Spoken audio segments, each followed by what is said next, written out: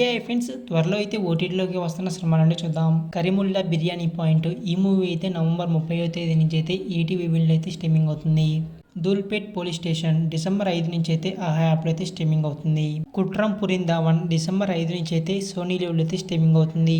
Pre wedding show ఈ movie అయితే December 5 నుంచి అయితే G5లో అయితే స్ట్రీమింగ్ అవుతుంది. స్టీఫెన్ డిసెంబర్ 5వ తేదీ నుంచి అయితే నెట్ఫ్లిక్స్లో అయితే స్ట్రీమింగ్ అవుతుంది. ది గర్ల్ ఫ్రెండ్ డిసెంబర్ 5 నుంచి అయితే నెట్ఫ్లిక్స్లో అయితే స్ట్రీమింగ్ అవుతుంది.